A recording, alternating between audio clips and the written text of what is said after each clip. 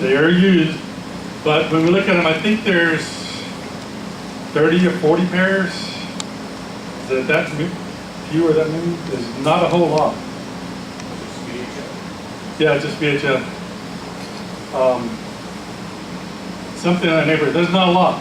So if you have 100 repeaters, where do you put, let's say there's 30 pairs. If you have 100 repeaters in the southeast, where do you put the, what frequencies do you put the other repeaters on? Same frequencies. Well, if we put a repeater on Stone Mountain and one up on Lookout Mountain, how does it know which one I want to talk to? It doesn't, so they keep talking. So what ends up happening is that the people are up on the Lookout Mountain, they're talking through that one, the folks in the Chattanooga area. And then some of them start getting into the Stone Mountain repeater, and the folks down here try to talk back to them, but the folks up there really can't hear the repeater because their repeater is louder than ours. So we start having interference. What the tones do is our repeater, the Stone Mountain repeater, and Chattanooga repeater would have different tones on. The receivers don't open up on the repeaters until it hears the right tone. So the Southeastern Repeater Association requires all the repeaters in Southeast to have tones. So that's why we've got to have tones on these radios. So you got to put the program, the tone in the radio. Frequency, the tone, the offset, plugged in the radio. VHF, UHF operation. You've got the receive frequency, as I said, the offset frequency of the direction, the tone, which can also be known as CT, CSS, and PL. People come up with all sorts of different names for this thing. Motorola comes up with some, and ever GE, Motorola's a CT, CSS. Yeah. GE was PL. No, Motorola. Motorola's PL, get lost.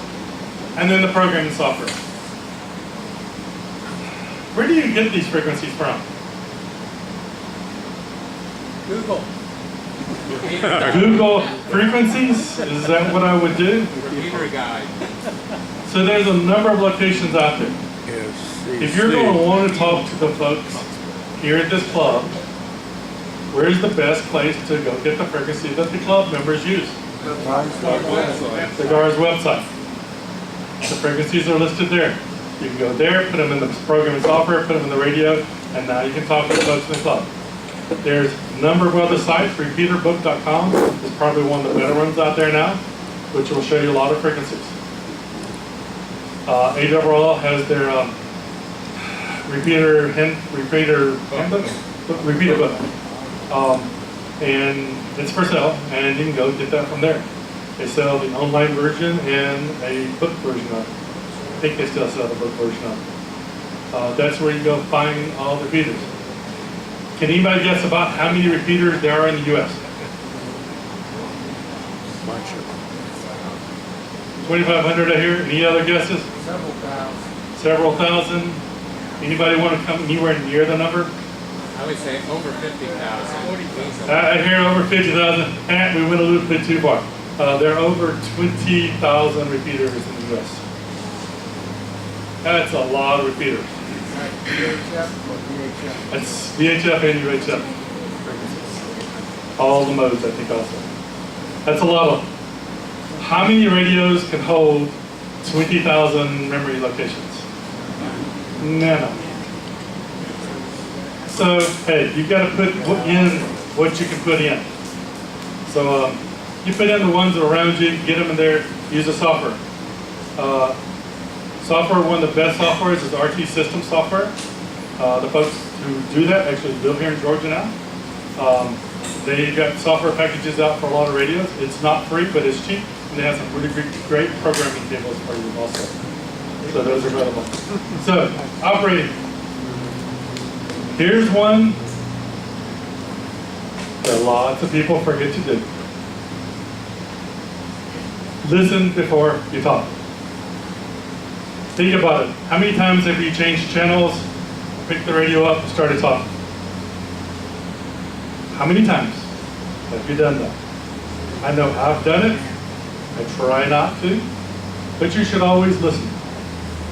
Because there could be a conversation already going on, and then you're being a Platinsky into the middle of the conversation. And you didn't think that you did anything wrong, but indeed you didn't re-listen first. So listen before you talk. A general call. If you're out there, you're bored, nobody's talking, and you want to talk to somebody, how do you get somebody to talk to you? You sit there and wait for them? Call them on the phone. Call them on the phone? Text Send an message. email? Text message. Yeah. Text messages? Yep, those are pretty good. Basically, just announce yourself. So for me, it's WA4YIH listening. Anybody around? Just announce yourself out there. You know, hey, WA4YIH, I'm really bored, I need somebody to talk to. That works. People will listen to you. There's no right ways, there's no wrong ways.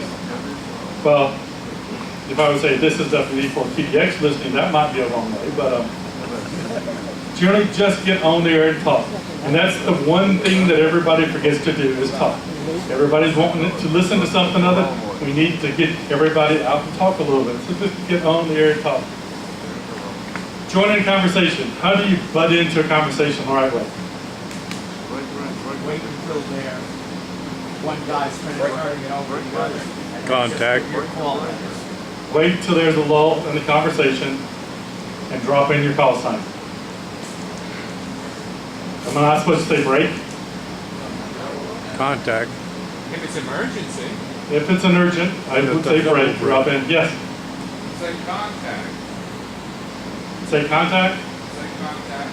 I would not recommend that. That's not something that's a common procedure from my point of view. But here's the point. People need to leave space for someone. In other words, don't quick key. That's a big problem that I hear here, even on our repeater.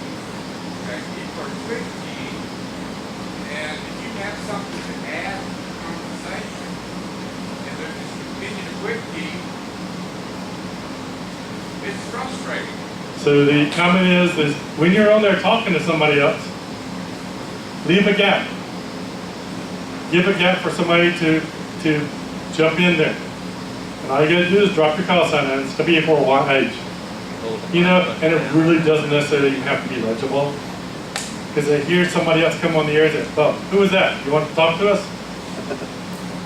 And then you can drop it in there. But basically, drop your call sign in. When you're in a conversation, give a gap. Now, I'll say that the definition of gap Space. changes depending upon who you're talking to. Some people can break into a gap this big. Some people need a gap this big to break into. So just think about it. Give people a chance to drop in every once in a while. And it's maybe not between every transmission, but every few transmissions, just take a breath. Just take a breath. That's good enough. Say again? What happens to the repeater if it's keyed up to 3 minutes? So what happens, the question is, what happens to the repeater if it's keyed up for 3 minutes? Now this timing may change with different repeaters, but if you get on there, and I'll tell you a quick story in Civil Air Patrol. On Sundays, we would have a chaplain's day. The chaplain would get on there, it's HF, it's not VHF, it's not case. But he'd get on there, he had a push to talk, push switch, and actually it's one of those, he'd click it once, it turns on, he'd click it off, he turns it up, and it turns off. He would click it on, and 30 minutes later, he finished his sermon. But on repeaters, what if there's a signal that inadvertently starts up and just won't go away? Do you want the repeater with 90 watts transmitting forever? No. So what there is, there's this little circuit on the repeaters that if somebody transmits forever, this one, is it 3 minutes, Eddie? 3 minutes. Then what some folks have called the alligator comes out and chomps your signal. What happens is it turns off the transmitter, the repeater's transmitter, until whoever is transmitting stops it. And once it's turned off, Give it a few seconds, and then you can start transmitting again. But there is the alligator out there for 3 minutes that will chop your signal down. And the worst thing is that person who talked for 6 minutes and took the alligator with them, well, you let him know that the alligator got him. And then he comes back home and gives you the other 3 minutes again. I didn't want to hear all that. But keep your transmissions short. Keep them nice. Realize there's other people on there. Sometimes there might not be a lot of people on there, but they might pop in and out. So keep your transmission short. So be careful out there. Be courteous. That's probably the biggest one out there. Is be courteous. Realize there's other people. Listen before you talk. Give a little space for people out there. You didn't mention the courtesy tone. Courtesy tone. Courtesy tones are an interesting thing. Courtesy tone is a beat that the repeater generates. I'm going to say this, when it feels like it, but generally the beat occurs, what's the timing? Courtesy tone, I know, what's the timing on right now, David? Ed? probably a half a second after the release of the carrier. You know what the courtesy tone timers are? Half a second. Half a second, something in the neighborhood. Basically what happens is, I stop transmitting, and a half second later the repeater goes beep. That is the gap that the repeater is kind of putting in there for people to jump in. And that's where some people can jump into that one, in the courtesy tone beep, and other people can't. But the beep is basically there to let you know the other guy has stopped transmitting. Sometimes you can't hear that. Now, I'll tell you a little story. I was a trustee for Stone Mountain Repeater for many years. I went up there and I adjusted the tone. I got it all right. I go to the meeting, just like this. I give the report.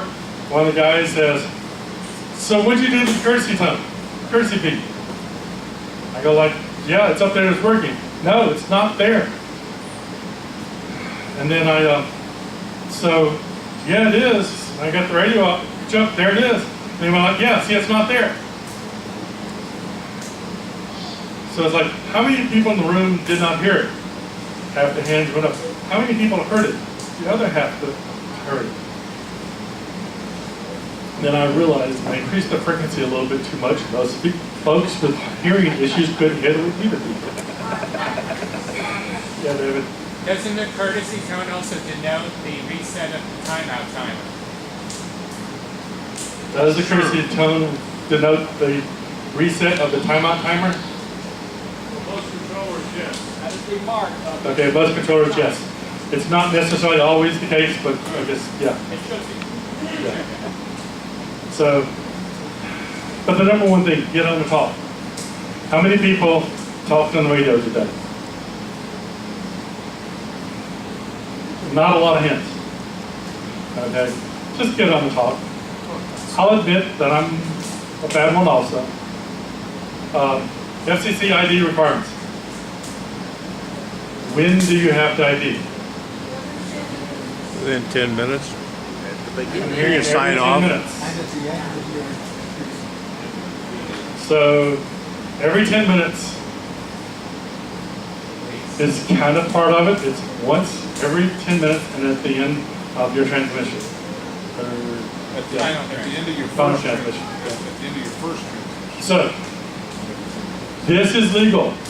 Hey John, what you doing? We can talk back and forth like this without ever dropping a call sign for up to 10 minutes. It's not necessarily courteous, but it is legal. And then that last one, you're supposed to identify. But there is that once every 10 minutes. A lot of people forget that every 10 minutes part. And what is required for a proper identification? Your call sign. That changed a number of years ago. In the past, it was everybody's call sign in the conversation. So I had to go through everybody's call sign, which was really hard. They finally fixed that stupid rule. That's when you log in here. Yeah, logging in and all these things. Remember everything. So here are the guards repeaters. You notice them written with a plus and minus frequencies, the offsets, the locations, those type of things, some information on them. So those you can go to the Guards website, pick them up. On a frequency, we have, well, what are differentiators between radios? That's what I'm talking about here. Why are radios different? Why should I buy this radio versus this radio versus this radio? So are not all VHF, UHF radios the same? Features and modes. Features and modes. So first of all, modes. There's a lot of different modes out there. And some of these are kind of modes, features. A mode generally is something like FM, single sideband, CW, D-Star, APRS, Fusion, DMR. Those are all different modes. Some radios can do some. No radio can do all. And so these are different modes on this. So no radios can do all. So these are some modes. General VHF, UHF, first time users, the one that you want to make sure you hit is FM. That's what you want to go for. There are some others that you might want to look at, but that's it. Programmability. How easy is the radio to program? Now honestly, one of the things in the programming is if you stay with the manufacturer and you have multiple radios, that makes things a little bit easier. But think of how you're going to program it. The size of the radio. What size radio do you want? You want a small one? You want a big one? What do you want? Familiarity.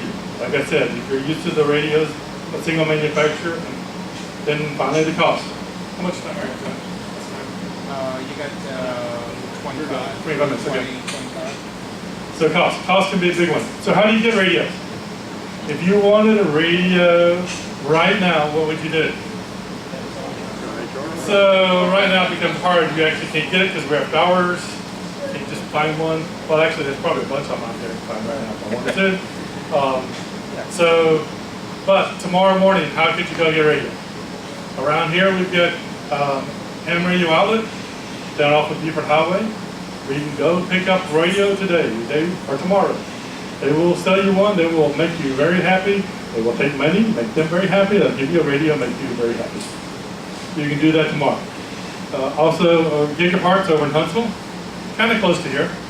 You can go over there and buy radios. They've got a retail establishment over there. There's a couple other smaller ones around, but these are really the cheap, bigger vendors around here. Mail order, ham radio outlet, big mail order. Gigaparts, also big mail order. Universal radio, main technology radios. Those are probably the biggest retailers that are available out there right now. You can go to our website, you can go to the radios, you can call them up, you can get them. These are the places where you would generally go to get it. Now this, a lot of things that I did not say in here. I didn't necessarily say Amazon. Amazon is one of those. Motorola. Doesn't Motorola sell radios? Yeah, but not direct. You have to go to their dealer, which is not bad, but their radios are not really built for amateur radio. These are folks who sell amateur radios. Yes? I can't read the bottom line. The bottom line, ham radio outlet, Gigaparts, Universal Radio, main trading company. MTC Radio. Paris, Texas. And also along those same lines, I know you're not going to read this one, okay? In the United States, who do we have making radios in the United States? Gentech. Anybody know where Gentech radio is made? Tennessee. I Tennessee. don't think they're in business anymore. Where? I thought they were closed. Gentech has been bought out by Distronics. Distronics, Gentex, and they still got the factory open in Sevierville, right? I think they're building a new one there. They changed something. Well, as of a year or two ago, they were built in the United States. Aircraft built in the United States. Anybody know of any other radios that built in the United States? Aircraft, isn't it? Aircraft. Aircraft's got US production, I believe. Well, that's Flex is building, yes. Got Flex, yes. In Japan, Icon, Kenwood, Yaesu, Alinka. We actually used to be the location for Kenwood US operations was here in Johns Creek, but that just moved out to Dallas. But Icon, Kenwood, Yaesu, and Linka, they're really the big manufacturers in amateur radio. They've been selling amateur radios for years and years and years. Their radios are built and designed for amateur radio operations. Then we got the kind of the Chinese, which I say Beifeng, Moxon, and a number of other billion different names out there. Helicopter is not around, anymore. There's a lot of them that are not around anymore. So this is really where they're coming from. So generally for the nice, good radios that will last you a long time, these are where generally you want to look at Icon, Kenwood, Yaesu, and Leica radios. They're a little bit better radios. A lot of people know the radios. We get a lot of support from folks on those radios. There's a lot of capabilities in those radios. But those are some of the manufacturers that are out there. Beifeng, Chinese, cheap commodity radios, often rebranded. You can go to Amazon and some other places and see the same radio with 14,000 different names on it. Okay, it might be a little high at 14,000. Probably 1,000 different names on the radio.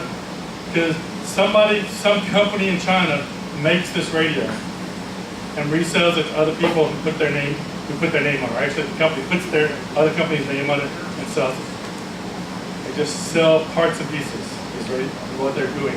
They're not thinking about it. It's just they get a design and they'll sell it to whoever wants to put their name on it. And you see a lot of these in the DMR market today. A lot of them out here. Quality support. The Chinese manufacturers aren't going to support these. They'll have people that you might buy them from, maybe support them, they may not. Most of the dealers that you see buy these just go to some of the websites and they just order 100 of them at a time. They don't get any support, so you got to look at these. Now, there's a lot of these around. There's a lot of folks using these, so you do have some support in some of your fellow folks. So you can use a lot of these. And user interfaces is not a priority here. I'm not necessarily a huge fan of some of those user interfaces they have on those radios. A little harder to understand at times than other ones.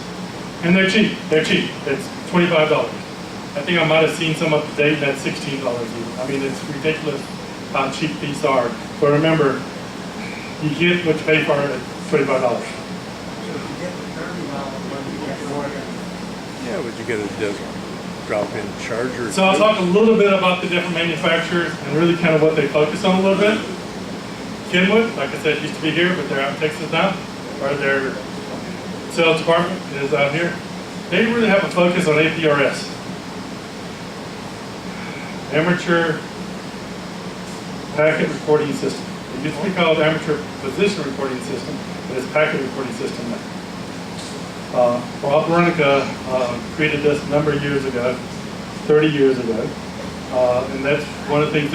It's kind of, to think of it to a great degree, that's position reports. The radio will identify to the rest of the world where it's at, and you can see other people identify themselves. So that's the APRS positions.